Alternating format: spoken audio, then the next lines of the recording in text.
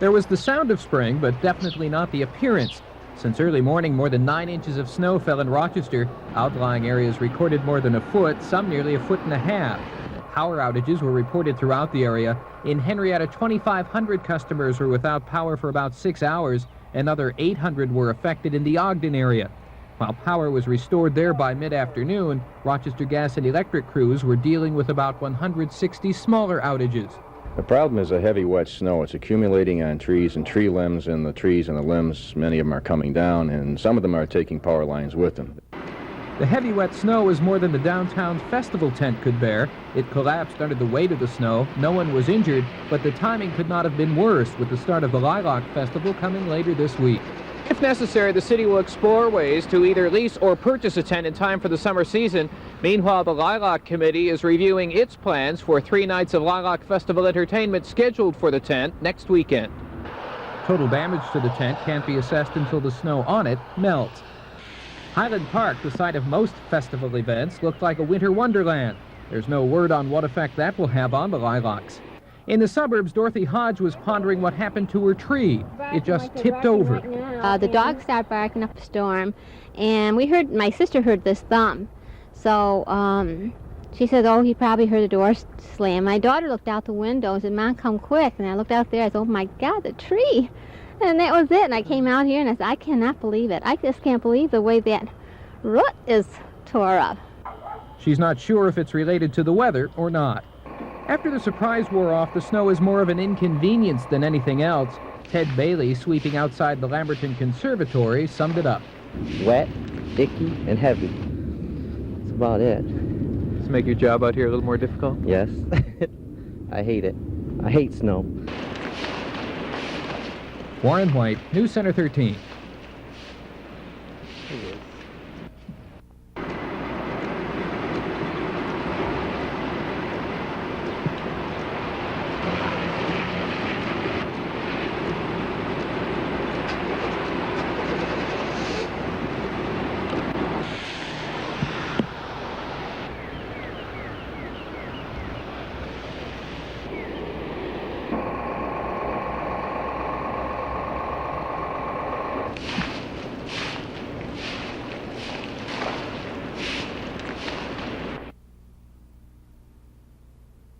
Jane, I believe someone is following us. This Sunday evening, the fireplace, not the television, is the center of activities for the Martin family. In fact, they've spent much of the afternoon here, transported back to a simpler time, left without power since 8 o'clock this morning. For some reason, I felt like I was going to fall asleep because, it was so comfortable there. It's not very often that I have a chance to sit down and read for any length of time, and this afternoon I sacked out on the couch and finished a book that I've been trying to finish for a few weeks now, and that was very nice. Any other May Day, this might be a blessing in disguise.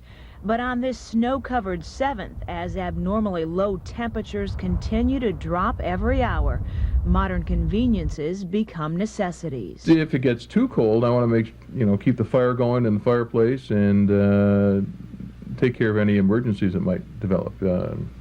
If the pipes freeze in the house and we have to tear all the walls out to get to the pipes, that would be a major problem.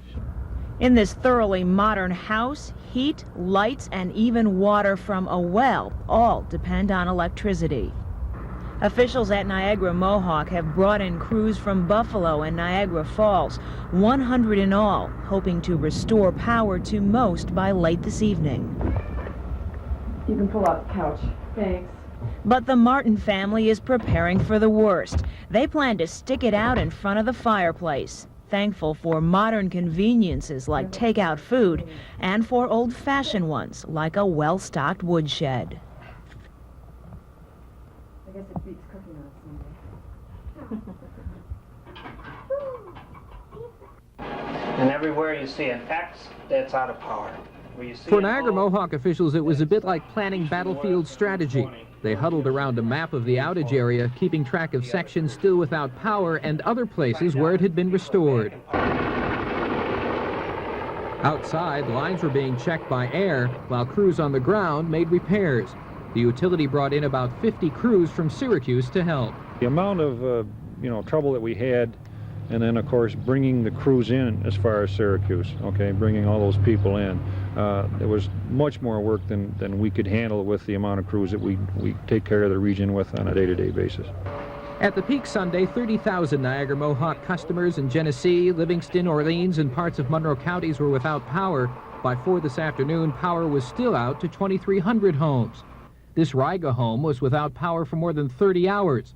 Without electricity for their well pump, their only water came from what the storm left behind. Their only heat came from a wood stove, and candles and a propane gas lantern provided light.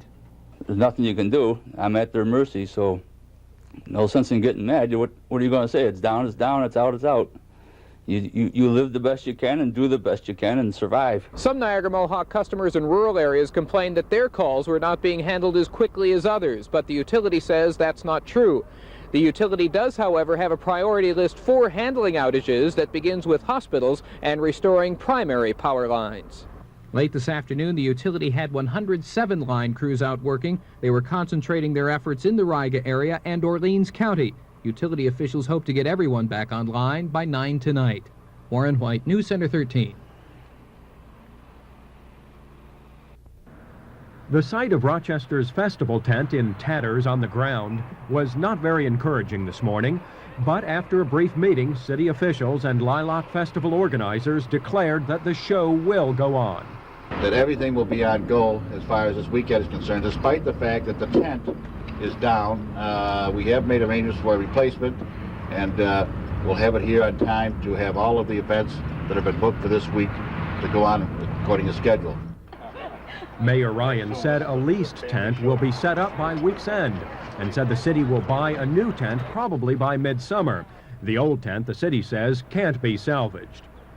Here at Highland Park, there is at least some color, mainly from the magnolias and the cherry blossoms. As for the lilacs, well, all we have is promises. Some of the early indicators, as far as the lilac collection is concerned, will be in bloom come Monday. I think if warm weather comes through next week, we're going to have a good display the following weekend. And probably right through Memorial Day now, we're going to have a good display of lilacs.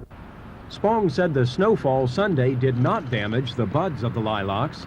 He said the cold, damp weather will probably ensure that the blossoms will last even longer than normal once they do open. David Burns, News Center 13.